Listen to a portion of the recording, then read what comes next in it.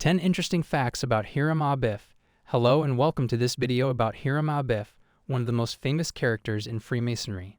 His story not only is central to a Mason being recognized as a Master Mason, but it is also the source of much of the sinister and dark imagery associated with the order. From conspiracy theorists to filmmakers, the dark rituals of death and candlelight, the skull and crossbones, and the belief in lost secrets all stem from this singular figure. In this video, we will explore 10 fascinating facts about Hiram Abiff that you may not have known. So let's get started. Subscribe to the Masonic audiobook library for more educational content. 1. Although Hiram Abiff is the common name for this Masonic character, it is not universal. In continental Europe, he is called Adoniram or Adoram, meaning Lord Hiram/Niram. Besides this still being used, it can also be easily found in early French Masonic exposures, books claiming to reveal the secrets of Freemasonry.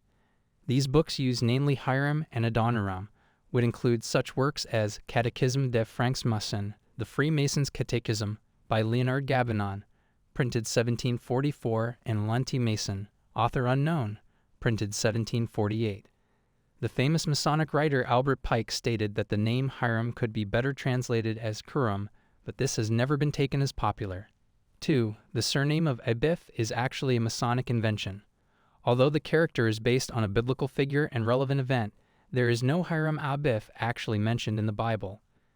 The closest reference is in the Hebrew versions of 2 Chronicles, chapter 2, verse 13 to 14, when Hiram, king of Tyre, responds to King Solomon's request for skilled labor and says, "And now I have sent a skillful man, endowed with understanding, Hiram Abi." The word Abi actually means father, but when used in reference to a name by ancient Jewish culture, it was meant to portray as a sense of honor and respect for the individual, implying a sort of master.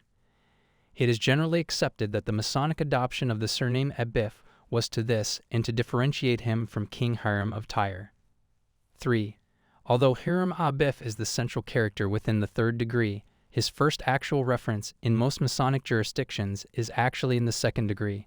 During the second degree, the candidate is told the first literal link between Freemasonry and the building of King Solomon's temple.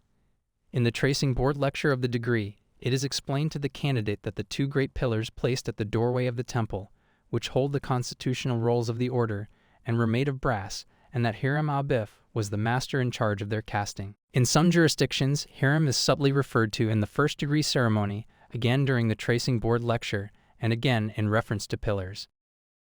However, even though referred to in early degree, the Hiram Abiff legend is the focal part of the third degree, the Master Mason ceremony. Hiram Abiff is the first, and in most jurisdictions, the only named character a candidate ever has to reenact as part of a ceremony, and the third degree is considered the peak of craft Freemasonry. Curiously though, Freemasonry before the forming of the first speculative Grand Lodge was formed in 1717, has no record of having 3 degrees. Masonic documents and references only describe the statuses of only apprentices and fellow crafts, with the term master only used to describe the Mason in charge of a lodge.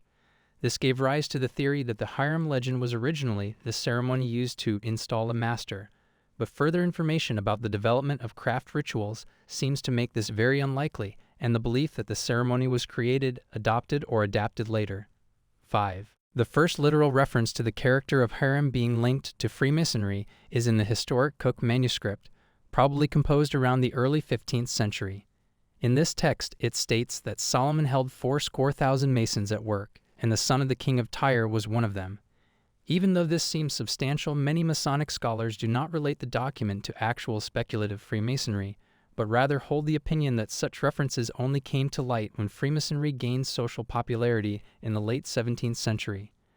When 18th century Masonic scholars began collecting these manuscripts, believing that to be about speculative Freemasonry, they simply adopted the rhetoric into the new rituals being developed, to give them both a sense of history and authenticity. 6. Many theories have been given by modern writers about the origins of Hiram Abiff, such as Idries Shah's book, The Sufis. He forwards the theory that the source of the Masonic legend of Hiram Abiff is from a specific group of Islamic spiritualists called Al-Banna, meaning builders, who built the Al-Aqsa Mosque and the Dome of the Rock in Jerusalem. This group operated as a fraternity similar to Freemasonry, and besides the mutual interest and references to building on the sacred Temple Mount, This Islamic sect also drew theological/philosophical similarities between life and building. Besides Shah, the noted French Masonic author, Paul Naudin offers the idea that the 12th century murder of Renaud de Montauban, possibly linked to Street Reynold, echoes the description of Hiram Abiff's death. Naudin's character was killed with a hammer blow to the head whilst was working as a mason at Cologne Cathedral, his body buried by the murderers and found under strange circumstances. A final example of Hiram origin theories would be from the English Masonic authors Robert Lomas and Christopher Knight, and their book, The Hiram Key. These Masons forward the suggestion that the ancient Egyptian pharaoh, Sekhneru-Tau the Brave, was actually the historic inspiration for the Masonic legend. The basis of the suggestion was to the heroic accounts of the 17th dynasty king and the injuries found on the pharaoh's mummy corpse, yet little credence has been given to their theory. CVN. The first genuine and literal reference to Hiram Abiff is found in the constitutions composed by Dr. James Anderson, with the forming of the first speculative Grand Lodge in England. In his first edition of the Constitutions, printed in 1723, he states the King of Tyre sent to King Solomon his namesake Hiram Abiff, the Prince of Architects. The wise King Solomon was the Grand Master of the Lodge of Jerusalem, King Hiram was the Grand Master of the Lodge of Tyre, and the inspired Hiram Abiff was the Master of Work. In his second version, published in 1738, he offers two further references to Hiram Abiff. Firstly, their joy was soon interrupted by the sudden death of their dear master, Hiram Abiff, whom they decently interred in the lodge near to the temple, according to ancient usage. This is the first known account of Hiram's death being part of Freemasonry. Anderson's second reference in the same work was to describe the place of the Deputy Grand Master, to the left of the newly installed Grand Master, as being the chair of Hiram Abiff. This seating is personified in other degrees in Freemasonry itself. 8. Although references to Hiram and his death being part of Freemasonry existed, the first actual account of a third degree and of Hiram Abiff, his murder and the recovery of his body, is not found until in Samuel Pritchard published his Masonry Dissected in 1730. This book revealed not only the full ceremonial account of all 3 degrees, including the third, but also offered all the passwords and signs of Freemasonry at the time. So precise was this publication that the Grand Lodge of England felt compelled to change its passwords around to try and catch false Masons using the book to gain access to lodges.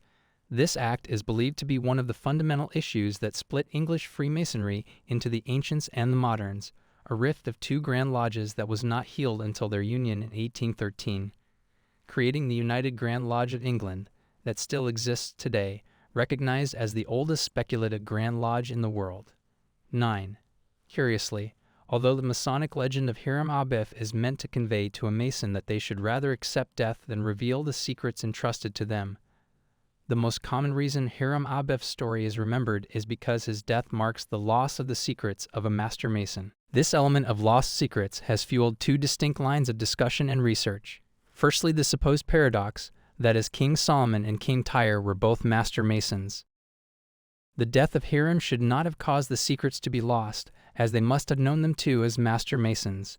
The second element is the endless research done into the claims of what the genuine secrets could be, assuming that they are more than the secrets that a Mason can eventually discover.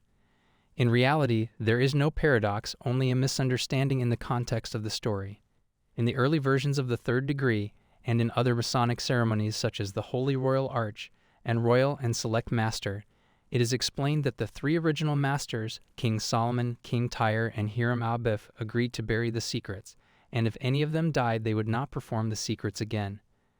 They also agreed that if they no longer performed the secrets, they would ensure that substitute secrets would be adopted and leave buried secrets to be found when the will of God to decide it when Freemasonry was deemed to be right for the secrets to be used again. So the loss of the secrets was not because Hiram was the only one who knew them, but because the 3 Grand Masters thought they had no one to pass the secrets on to, so left it to fate for them to be rediscovered.